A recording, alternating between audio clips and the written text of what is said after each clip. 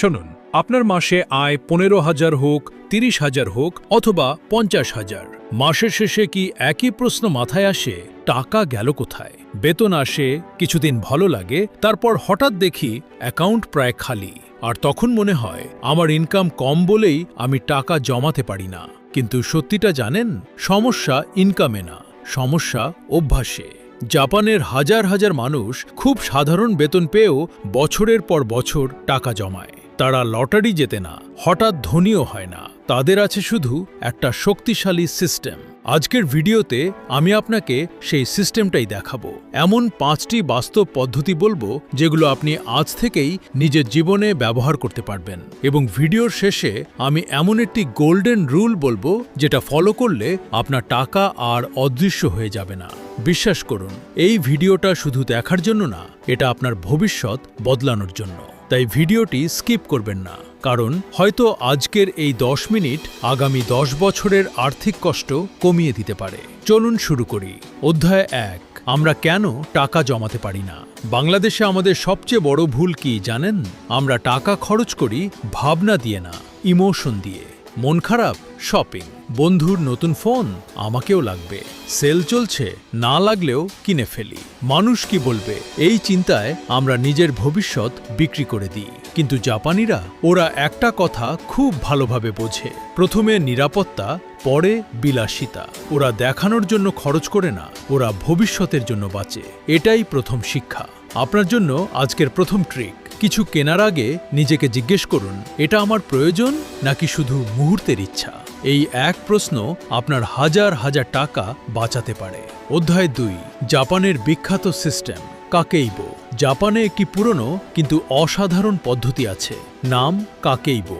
এটা শুধু হিসাবের খাতা না, এটা টাকা নিয়ন্ত্রণ করার মানসিক প্রশিক্ষণ। কাকেইবো শেখায় টাকা কোথায় যাচ্ছে তা না জানলে টাকা কখনো জমবে না। এখানে 4টি প্রশ্ন থাকে। 1, আমি কত আয় করি? 2, আমি কত সঞ্চয় করতে চাই? 3, কোথায় খরচ হচ্ছে? 4, কোন খরচ অপ্রয়োজনীয়? বাংলাদেশে আমরা করি উল্টোটা, আগে খরচ করি, পরে আফসোস করি। জাপানিরা আগে সঞ্চয় করে, পরে খরচ করে। দ্বিতীয় ট্রিক, বেতন পাওয়ার সাথে সাথে কমপক্ষে 10% আলাদা করে রাখুন। না বাঁচলে খরচ হবে, লুকিয়ে রাখলে সঞ্চয় হবে। এটাকে বলে পে ইয়োরসেলফ ফার্স্ট। এটাই ধনীদের অভ্যাস। অধ্যায় 3, ছোট টাকা কখনো ছোট না। অনেকেই বলে, ভাই 50 টাকা জমিয়ে কি হবে? হবে, অনেক কিছু হবে।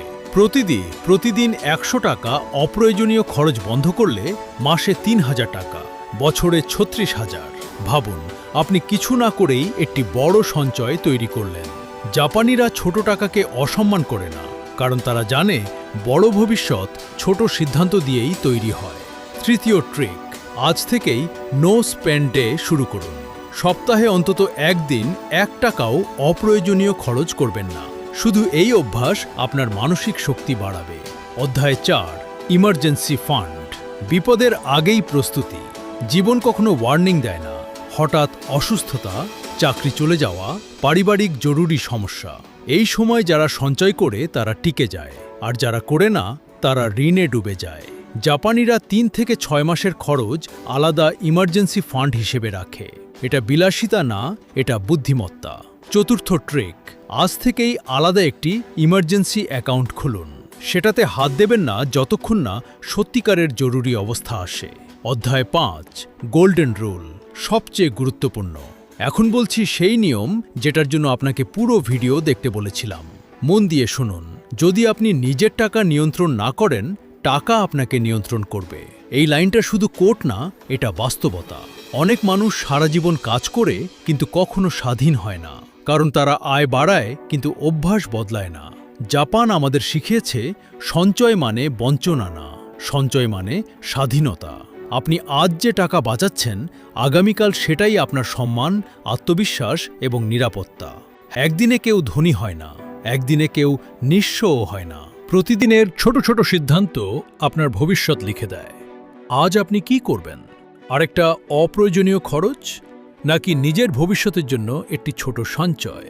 সিদ্ধান্ত আপনার। কিন্তু মনে রাখবেন, ইনকাম আপনাকে আজ বাঁচায়, সেভিং আপনাকে ভবিষ্যতে বাঁচায়। কমেন্ট করে লিখুন, আপনি আজ থেকে মাসে কত টাকা সঞ্চয় শুরু করবেন।